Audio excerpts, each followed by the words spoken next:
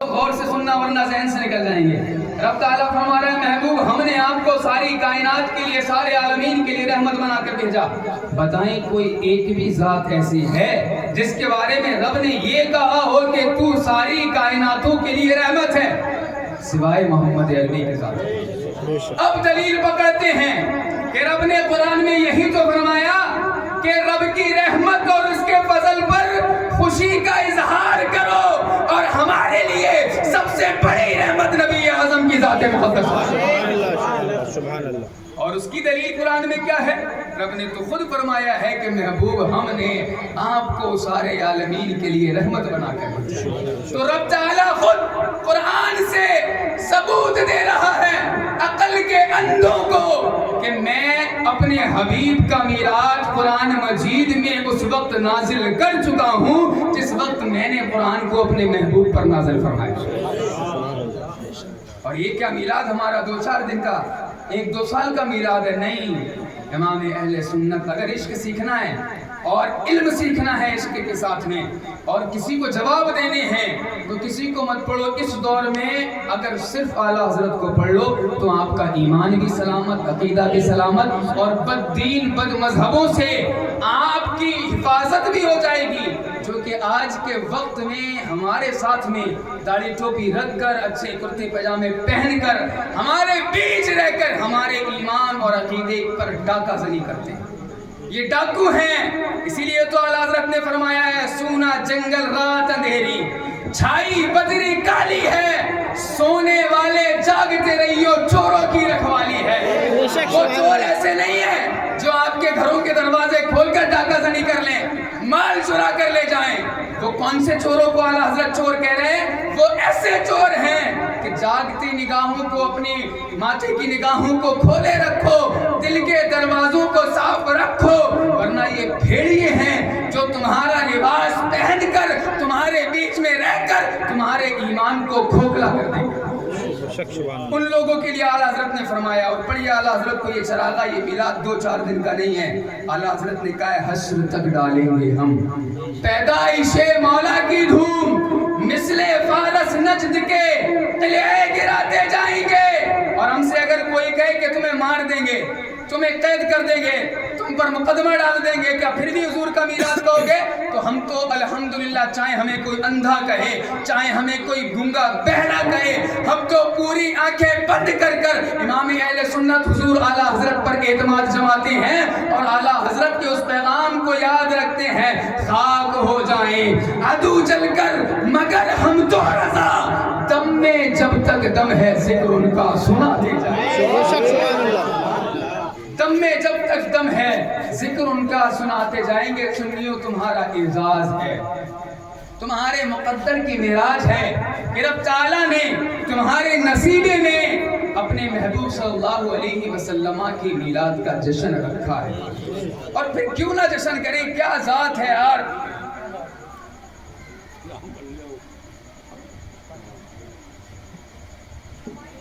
حدیث پاک کا ایک ٹکڑا سن لیں، اس کے بعد آپ سے رخصت۔ اللہ کے رسول صلی اللہ تعالی علیہ وسلم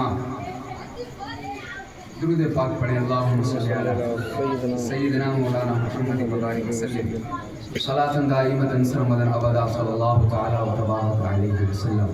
اور کیوں نہ ہو یقیناً اس ذات کے ماننے والے ہم، اس ذات سے عشق کرنے والے ہم کہ نبی اعظم صلی اللہ علیہ وسلم کے صحابہ ایک مرتبہ ذکر کر رہے تھے کہ اللہ تعالیٰ نے حضرت ابراہیم کو کتنا بڑا مرتبہ عطا کیا کہ انہیں اپنا خلیل بنایا،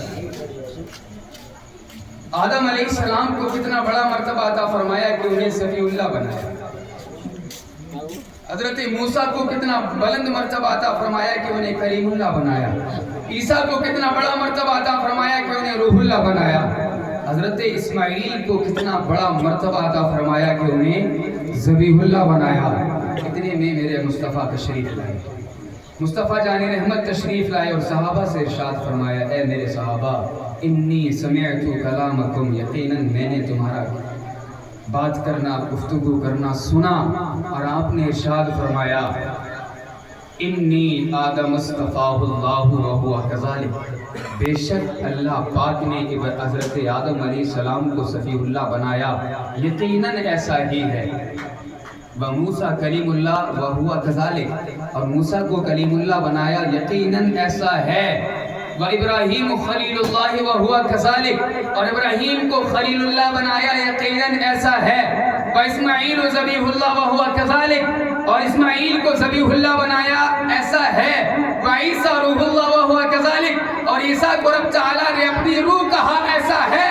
انہیں روح اللہ بنایا، یقیناً ایسا ہے۔ لیکن میرے صحابہ سنو، وَلَكِنْ إِنِّي حَبِيبُ اللَّهِ، لیکن رب تعالیٰ نے مجھے اپنا حبیب بنایا ہے۔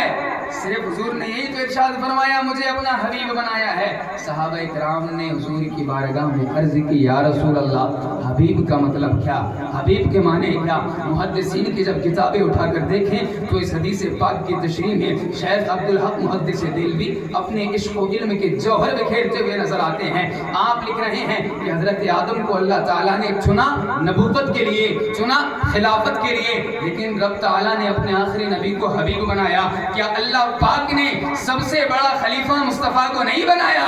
مصطفیٰ کو رب تعالیٰ نے سب سے بڑا خلیفہ بنایا ہے، کیونکہ جس وقت میں آدم علیہ السلام کے پتلے کو تیار نہیں کیا گیا تھا، رب تعالیٰ نے اس وقت بھی اپنے محبوب کو نبوت عطا فرمائی تھی۔ اس وقت بھی اپنے محبوب کو رب تعالیٰ نے موجود فرما دیا تھا اور تخلیق فرما دی تھی۔ حضرت آدم کو یہی شرف ملا کہ حضرت آدم کو رب تعالیٰ نے خلیفہ بنانے کے لیے چنا۔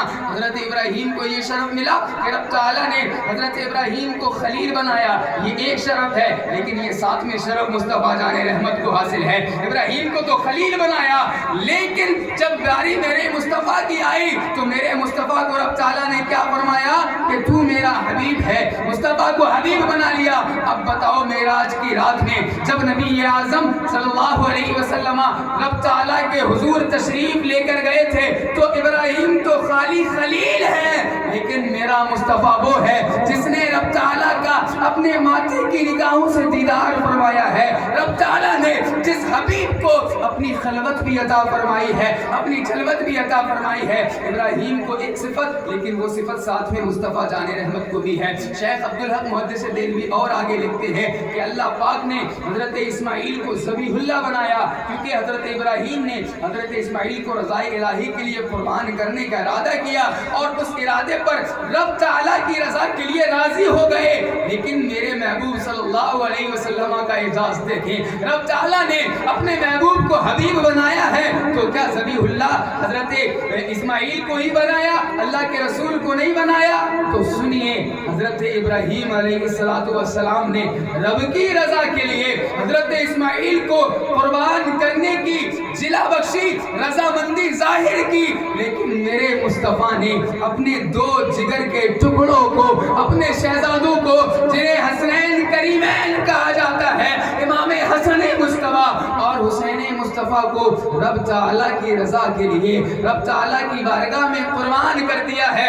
سارے نبیوں کو کچھ خاص طریقے سے اختیارات ملے، تصرفات ملے اور ایک علیحدہ شرف ملا ہے، لیکن اللہ کے رسول کو وہ سارے تصرفات رب تعالیٰ نے نواز دیے ہیں۔ صرف ایک ذات ہے، لیکن جو تصرفات، جو اختیارات رب تعالیٰ نے اور نبیوں کو عطا فرمائے ہیں وہ ایک ذات نے رب